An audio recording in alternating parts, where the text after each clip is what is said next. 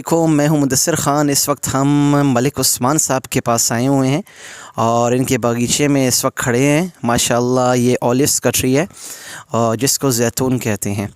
اور ملک عثمان صاحب ہمیں آج کچھ باتیں بتائیں گے کہ آج یہ کیا کرنے لگے ہیں. پہلے تو ملک عثمان صاحب یہ بتائیں کہ آپ کے یوٹیوب چینل کا نام کیا ہے جی؟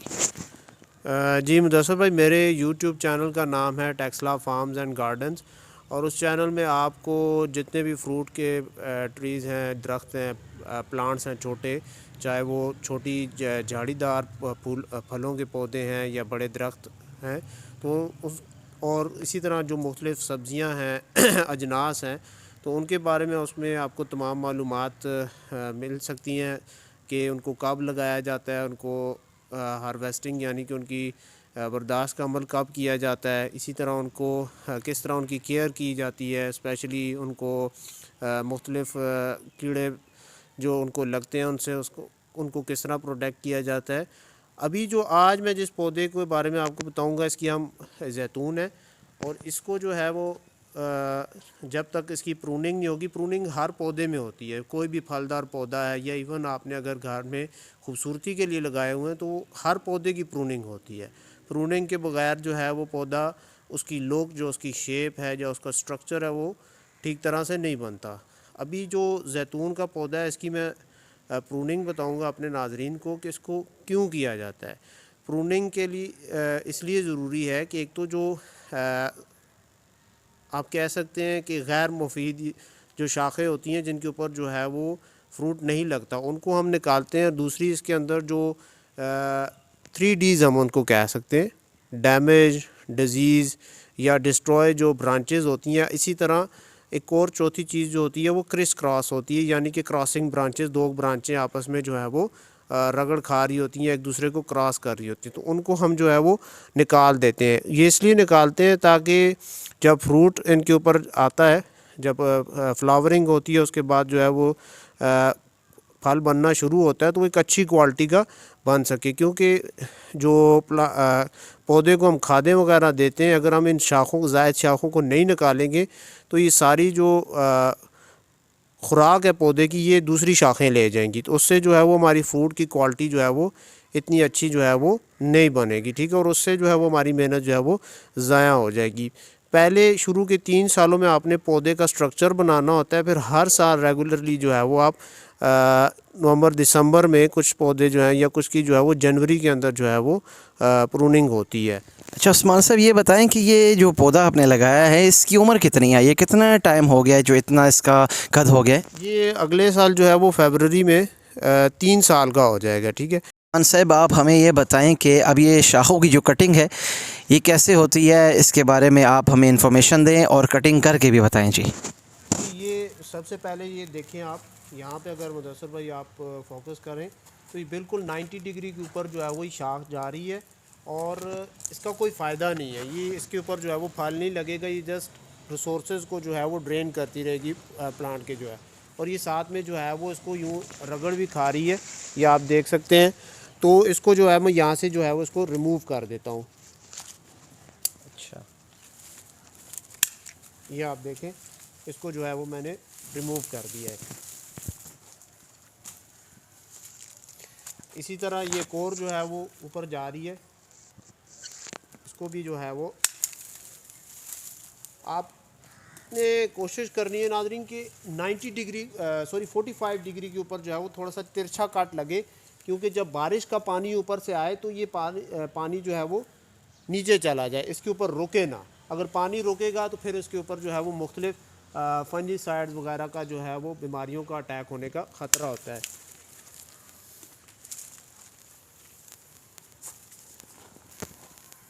یہ جو ہے وہ نیچے کی طرف جھکی ہوئی ہے، اس کو جو ہے وہ ہم یہاں سے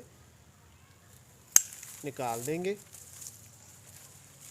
اچھا، اسی طرح یہ یہاں پہ جو ہے وہ یہ آپ دیکھ سکتے ہیں، اس کو جو ہے وہ میں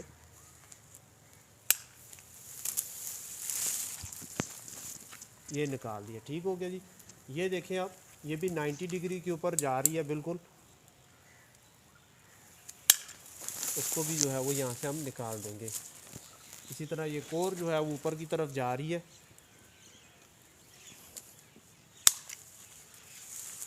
کو بھی جو ہے وہ ریموو کر دیں گے ہم یہاں سے. یہ اس کے ساتھ جو ہے وہ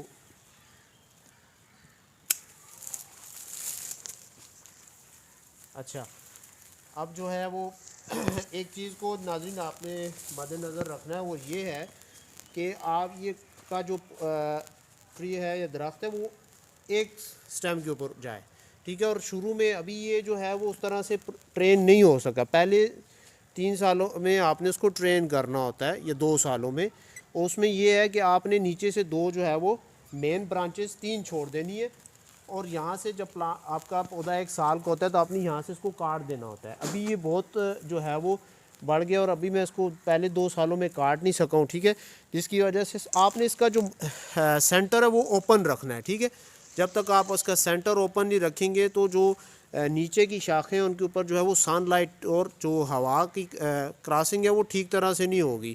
اور جب وہ سن لائٹ اور ہوا کی کراسنگ ٹھیک نہیں ہوگی تو آپ کا جو ہے وہ پودے کے اندر بیماریاں بڑھنے کا یا کیڑا لگنے کا چانسز بھی زیادہ ہوتے ہیں. تو اور ساتھ ہی جو ہے وہ فروٹ بھی اتنی اچھی کوالٹی کا نہیں بنے گا.